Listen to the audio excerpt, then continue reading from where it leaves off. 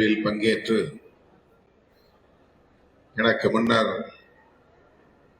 இரங்கல் உரை ஆற்றி அமர்ந்திருக்கிற தமிழக வாழ்வுரிமை கட்சியின் தலைவர் மேனாள் சட்டமன்ற உறுப்பினர் அன்பு இளவல் தி வேல்முருகன் அவர்களே, மேனாள் சட்டமன்ற உறுப்பினர் அன்பு அண்ணன் தனியரசு அவர்களே,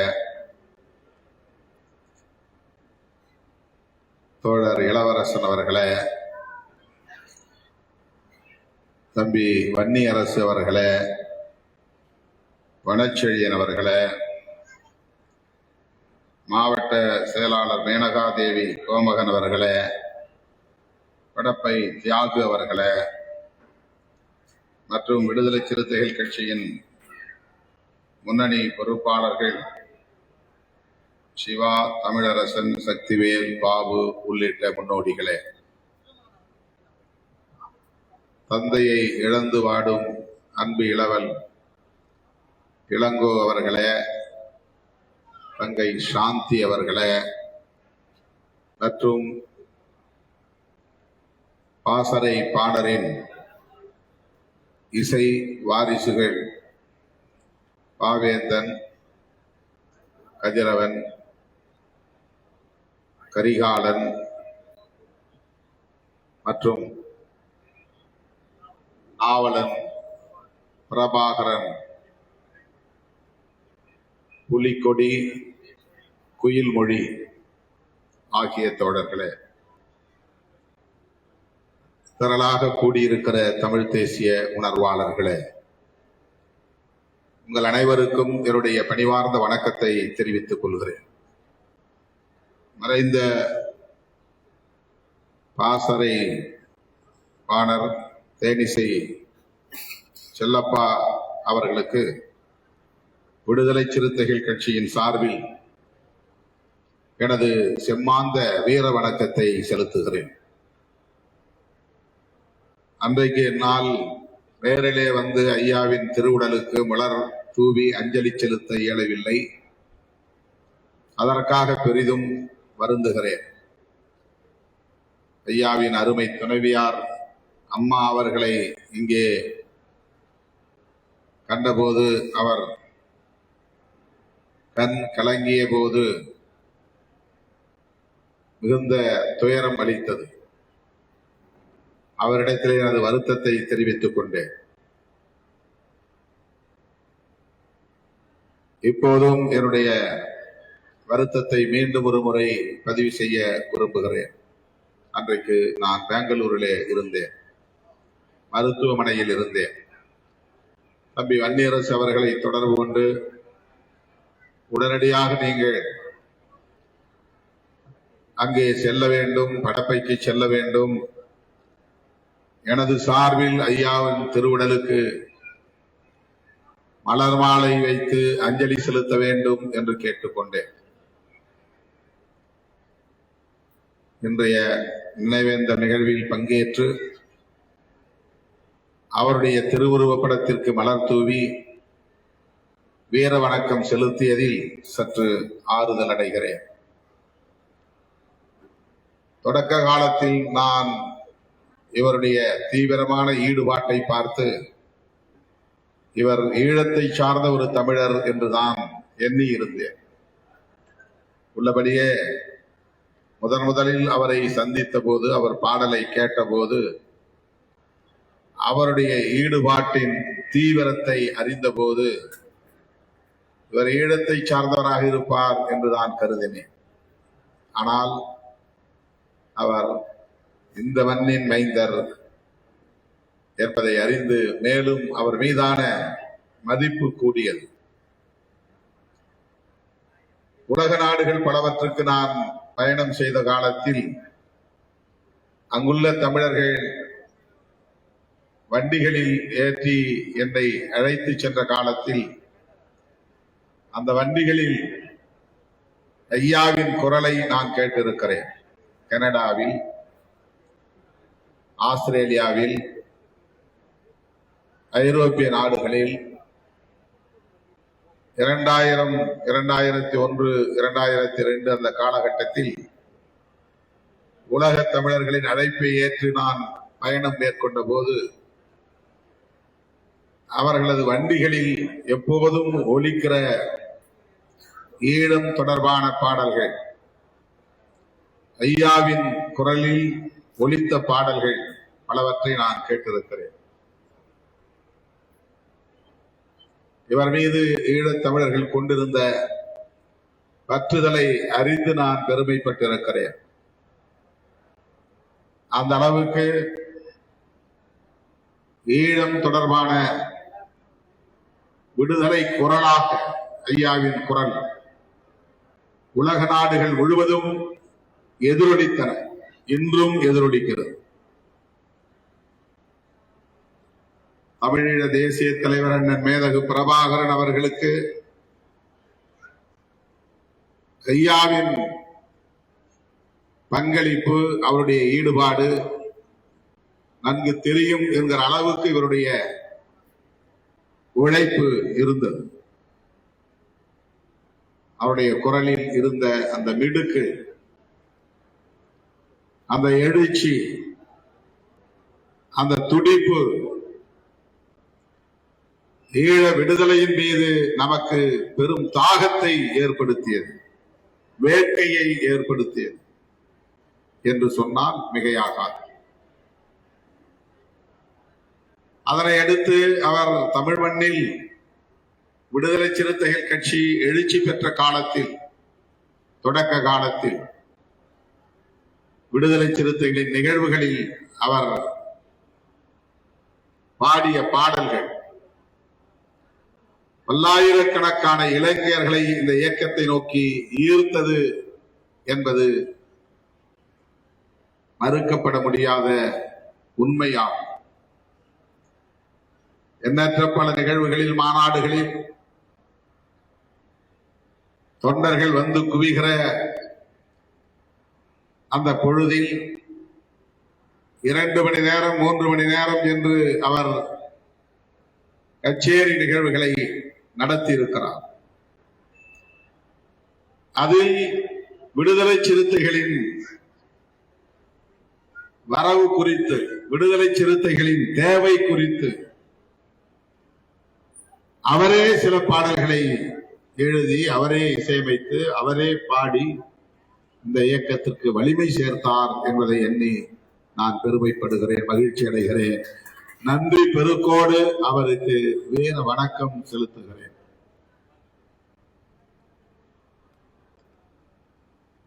அவருடைய இழப்பு அவருடைய குடும்பத்திற்கு நேர்ந்த இழப்பாக மட்டுமில்லை, அவருடைய பிள்ளைகளுக்கு, பேர பிள்ளைகளுக்கு, அவருடைய அருமை துணைவியாருக்கு என்று ஒரு குடும்பத்திற்கு நேர்ந்த இழப்பு இல்லை. என்னுடைய இரங்கல் செய்தியிலே தமிழ் தேசிய அரசியலுக்கு நேர்ந்த இழப்பு என்று பதிவு செய்திருந்தேன். தமிழீழ விடுதலை அரசியலுக்கு நேர்ந்த இழப்பு என்று பதிவு செய்திருந்தேன். அதன் பிறகு நாம் தமிழர் இயக்க மேடைகளிலும், தமிழக வாழ்வுரிமை கட்சியின் மேடைகளிலும் அவர் பாடிய பாடல்கள் சுட்டிக்காட்டத்தக்க அளவுக்கு எழுச்சியை ஏற்படுத்தி இருக்கின்றன. அப்படி ஒரு கொள்கை முடிவோடு அவர் தன்னுடைய ஆற்றலை பயன்படுத்தினார். தமிழ் தேசிய களத்தில், தமிழீழ விடுதலைக்கான களத்தில் அண்ணன் மேதகு பிரபாகரன் அவர்கள் விரும்பிய அரசியலை முன்னெடுக்க வேண்டும் என்கிற முனைப்போடு அவர் ஆற்றிய பங்களிப்பு மகத்தானது.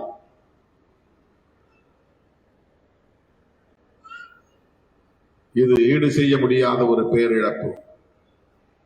என்னதான் அவருடைய பிள்ளைகள் இளங்கோ, சாந்தி மற்றும் அவருடைய பேர பிள்ளைகள் ஆவேந்தன் போன்றவர்கள் அதே வரிசையில் இன்றைக்கு களத்திலே நின்றாலும் கூட, அதே எழுச்சியோடு பாடினாலும் கூட,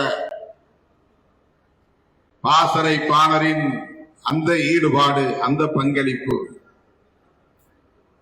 ஒப்பிட முடியாத ஒரு பங்களிப்பு என்பதை நான் மகிழ்வோடு பதிவு செய்ய விரும்புகிறேன், பெருமையோடு பதிவு செய்ய விரும்புகிறேன், நன்றி பெருக்கோடு பதிவு செய்ய விரும்புகிறேன்.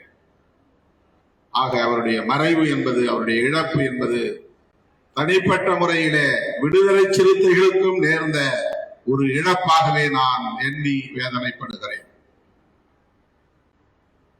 அவருடைய குடும்பத்தாருக்கும் அவரை இழந்து வாடுகிற தமிழ் தேசிய உணர்வாளர்களுக்கும் விடுதலை சிறுத்தைகள் கட்சியின் சார்பில் எனது ஆழ்ந்த இரங்கலை தெரிவித்துக் கொள்கிறேன். மீண்டும் ஒரு முறை லட்சோபலட்சக்கணக்கான விடுதலை சிறுத்தைகளின் சார்பில் அவருக்கு எனது செம்மாந்த வீர வணக்கத்தை செலுத்த விரும்புகிறேன். அன்பு இளவல் வேல்முருகன் அவர்கள் இங்கே பேசிய போது நான் அறிவித்தபடி காட்டுமன்னார்குடி தொகுதியிலே போட்டியிட்டு இருந்தால் வெற்றி பெற்றிருப்பேன். வெற்றி பெற்றிருந்தால் தமிழ்நாடு அரசியலில் இன்றைய சூழலில் புதிய பல திருப்பங்கள் நேர்ந்திருக்கும் என்று சொன்னார்.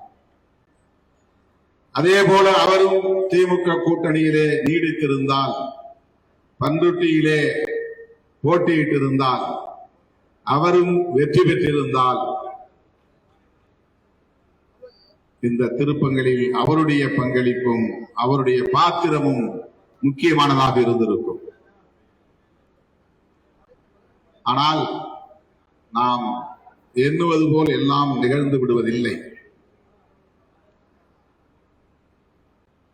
ஜனநாயக கட்டமைப்பில் மக்களின் தீர்ப்பே இறுதியானது என்பதை நாம் அறிவோம். அந்த உணர்வை நாம் மதிக்கிறோம். அது யாருக்கும் எந்த மாற்று கருத்தும் இல்லை.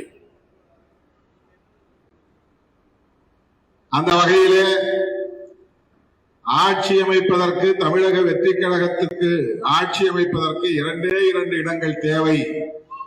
இல்லை என்றால் குடியரசுத் தலைவர் ஆட்சி வந்துவிடும் அல்லது மீண்டும் ஒரு தேர்தல் வந்துவிடும் என்கிற சூழலில் நாங்கள் ஆட்சி அமைப்பதற்கு ஆதரவை நல்கி இருக்கிறோம். ஆட்சி அமைக்கப்பட்டு விட்டது.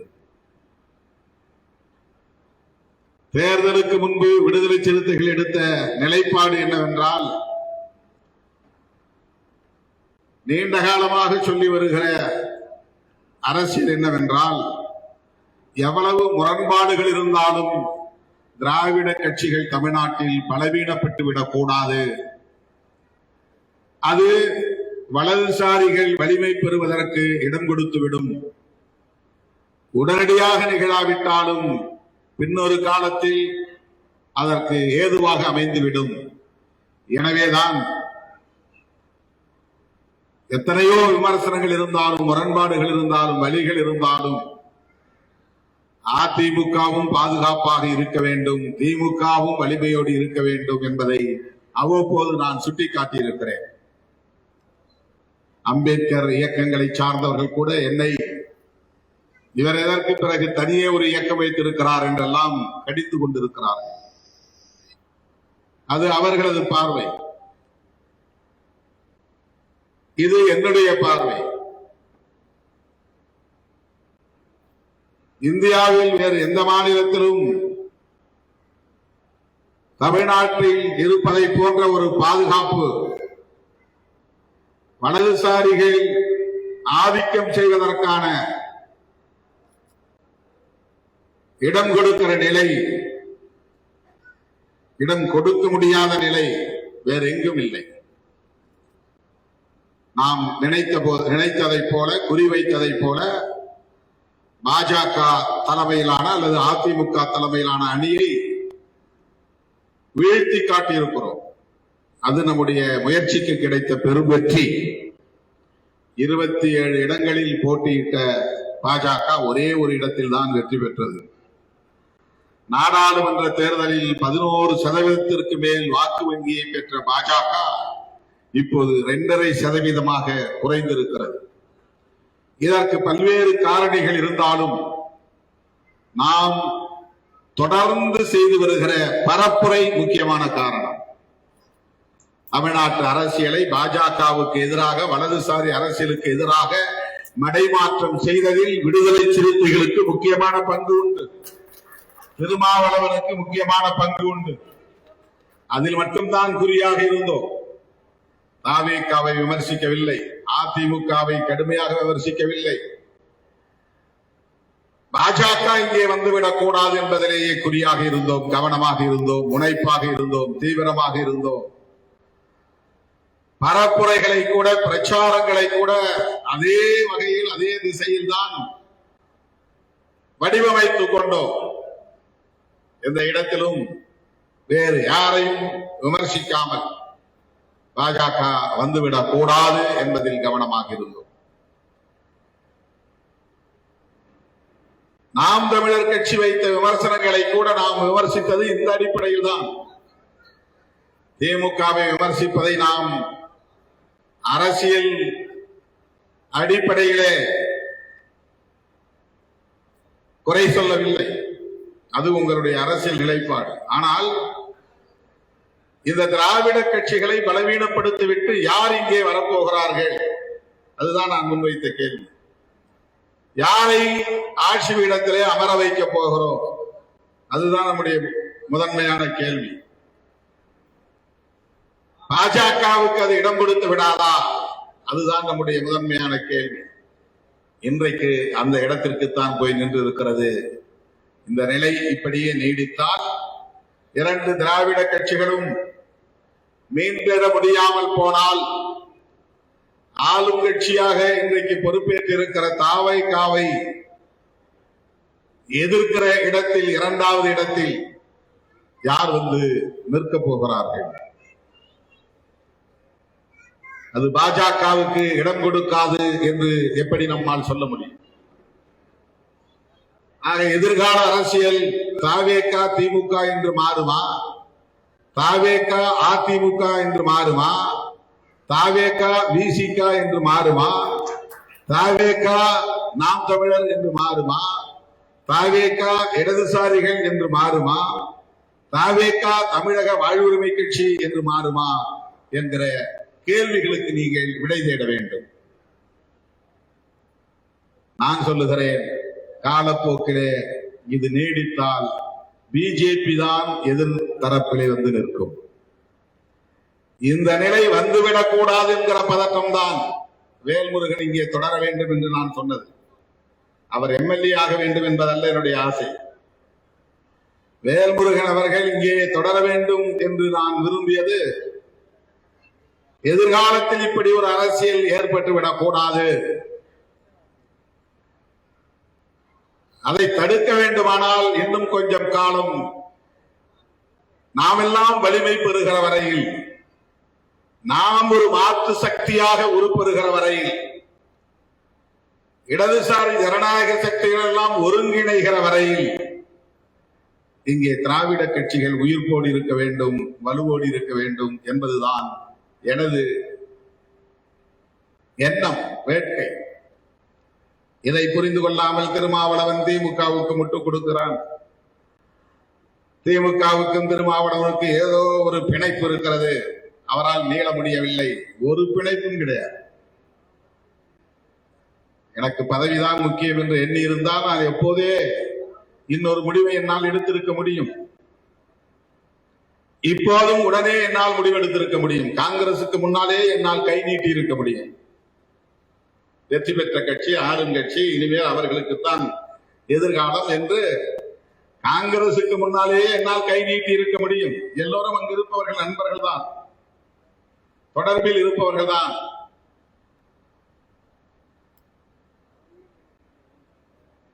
இதற்குள்ளே நான் இன்னும் விரிவாக பேச விரும்பவில்லை. இது ஒரு நினைவேந்தல் கூட்டம். இளம் தலைமுறையினர் அவசரப்படுகிற நிலையிலே நான் அவசரப்பட்டு முடிவெடுக்க வேண்டும் என்று விமர்சனங்களை பலரும் வைக்கிறார்கள். சோசியல் மீடியாவில் பேசுற யாரும் இதுவரை என்கிட்ட தொடர்பு கொண்டு நீங்க ஏன் ஒரு இடைவெளியை எடுத்துக்கொண்டீர்கள் என்று இதுவரையில் கேட்கவில்லை. கம்யூனிஸ்ட் அறிவித்தவுடனே நீங்கள் அறிவிக்க வேண்டியதுதானே என்று கேட்கிறார்கள். அப்படி அறிவிக்க முடியாமல் போனதற்கு என்ன காரணம் என்று இதுவரையில் யாரும் என்னை தொடர்பு கொண்டு என்னிடத்தில் கேட்கவில்லை. அவர்களாக வாய்க்கு வந்ததை எல்லாம் பேசிக் கொண்டிருக்கிறார்கள். கம்யூனிஸ்ட் கட்சிகள் செயற்குழுவை கூட்டி, மாநில குழுவை கூட்டி முடிவெடுத்தார்கள் என்கிற போது எங்கள் கட்சியின் வலிமைக்கேற்ப நாங்களும் ஒரு ப்ரொசீஜர், ஒரு வழிமுறை, ஒரு நடைமுறை எங்கள் அளவுக்கு நாங்கள் வடிவம் செய்திருக்கிறோம். ஆகவே எங்களது உயர்நிலை குழுவை கூட்டி நாங்கள் விவாதிக்க வேண்டியிருந்தது. அதில் இறுதி முடிவு எடுக்க முடியாத நிலையிலே மீண்டும் முன்னணி தலைவர்கள் கூடி பேச வேண்டியிருந்தது. அதற்குரிய கால அவகாசம் தேவைப்பட்டது. அமைச்சரவையிலே இடம்பெறுவதா வேண்டாமா என்பது குறித்து 2 கருத்துக்கள் இருந்தன. வேண்டாம் என்பது என்னுடைய நிலைப்பாடு, அமைச்சரவையில் இடம்பெற வேண்டும் என்பது பெரும்பாலோரின் நிலைப்பாடு. ஆகவே இன்னும் தீர்க்கமாக இது குறித்து விவாதிக்க வேண்டும் என்பதற்கான ஒரு காலம், ஒரு இடைவெளி, ஒரு அவகாசம் தேவைப்பட்டது. அதற்கிடையிலே ஆளாளுக்கு அவரவர் யூகங்களுக்கு ஏற்ப எப்போதும் போல எனக்கு எதிரான காழ்ப்புணர்வை கக்கினார்கள், இன்னும் கக்கிக் கொண்டிருக்கிறார்கள். அதை விடுதலை சிறுத்தைகள் ஒரு பொருட்டாக எடுத்துக் கொள்ளவில்லை. இன்றைக்கும் எமது கட்சிக்குள்ளே அந்த விவாதம் முற்று பெறவில்லை. அமைச்சரவையிலே பங்கேற்க வேண்டும் என்கிற நிலைப்பாடு வலுவாகத்தான் இருக்கிறது. வேண்டாம் என்பதில் நான் உறுதியாகத்தான் இருக்கிறேன். இதுதான் இன்றைக்கும் இப்போது இந்த நொடி வரையில் இருக்கிற நிலை. எல்லாவற்றையும் எல்லோரிடமும் பகிர்ந்து கொள்ள முடியாது.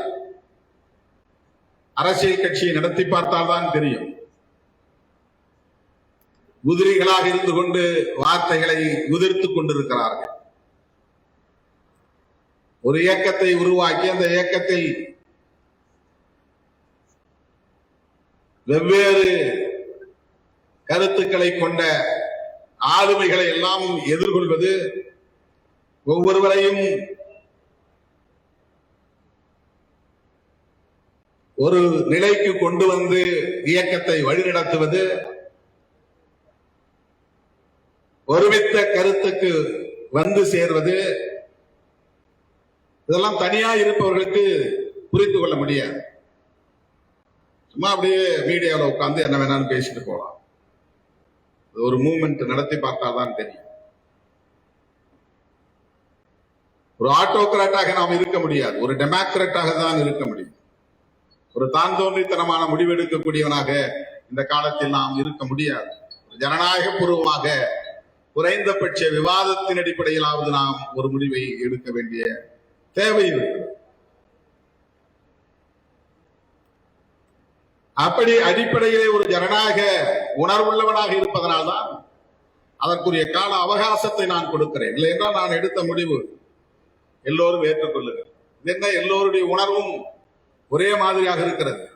வாய்ப்பை பயன்படுத்திக் கொள்ள வேண்டும், அதிகாரத்தை கைப்பற்ற வேண்டும், இதுதானே உங்கள் நோக்கம் என்று பேசுவது மிக மேலோட்டமானது. ஆனால் அதன் பிறகு நம்முடைய அரசியல் எதிர்காலத்தில் என்னவாக இருக்கும் என்பது குறித்தும் விவாதிக்க வேண்டியது ஒரு கட்சியின் தலைவர் என்கிற முறையிலே எனக்கு கூடுதல் பொறுப்பு இருக்கிறது. அந்த கூடுதல் பொறுப்பை உணர்ந்தவன் என்கிற முறையில் தான் ஒரு குறிப்பிட்ட கால அவகாசத்தை எடுத்துக்கொண்டோம்.